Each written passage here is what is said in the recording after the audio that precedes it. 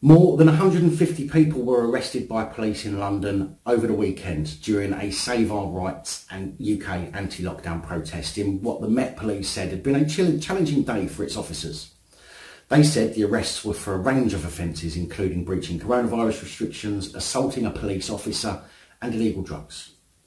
But if you note how they didn't say a number of police officers were assaulted or assaulted police officers, but rather assaulted a police officer, which some of you might find me being pedantic, but when the language and words used by the police is so important, it sticks out to me anyway, that they appear to be suggesting that only one was assaulted. Protesters, including some dressed as Christmas elves, brandished signs reading, "All I want for Christmas is my freedom back, ditch the face masks and stop controlling us," which of course the police obviously took offence to, as rather than be there to keep the peace, they appeared to storm in yet again, being the cause of unrest, rather than trying to prevent it. Police, who take an oath to uphold, protect and defend our human rights, earlier told protesters that protests were not an acceptable exemption under the COVID regulations. Groups of police were seen running towards protesters in Oxford Circus, Carnaby Street and Regent Street. Traffic was said to be temporarily blocked as police tried to handcuff people on the ground in the middle of the road. Civil rights groups Liberty and Big Brother Watch have argued that the right to safely protest should be explicitly outlined as an exemption in regulations covering England's tiered restrictions, which have now come into effect. The Met said coaches taking protesters into London had earlier been intercepted, and those who did not turn back or go home were either arrested or given fines. And the problem that I see with this is that COVID restrictions are in itself not arrestable offences.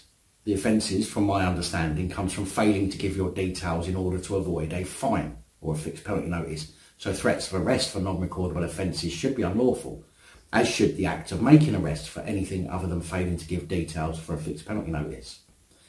Chief Superintendent Stuart Bell, policing commander for the event, said this was a challenging day for the Met, City of London and British Transport police officers, and I would like to thank them for their professionalism they have shown throughout the day. I think he means to say I would like to thank them for not having a mind of their own and for blindly following orders, with no thought for the reasons behind their superiors' requests. On Friday, we made it very clear how we would police this event, he said, warning those looking to attend that they risked facing enforcement action if they attended a gathering in London. He said at the time, today's enforcement action is a direct result of these individuals deliberately breaking the law and at times targeting our police with aggression and causing disruption to the road network. Home Secretary Priti Patel said, "We've seen our police officers yet again do incredible work to ensure that they help to stop the spread of this awful virus." Oh, by steaming into peaceful protesters and inciting violence, you mean? Yeah, doing a fantastic job of that, aren't they? She added, we ask everybody to be conscientious. We all know the regulations and the guidance. We have brought these measures in to save lives and prevent preventable deaths.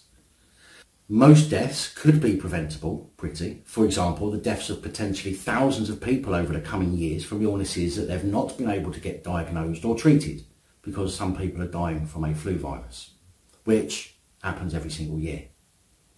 Keep it up, Priti. And you, police, this will come and bite you on the arse, and when you make your weak-arse apologies to your children for being part of the cause for their piss-poor future, I hope they turn their backs on you and feel shame on you for the rest of your pathetic lives.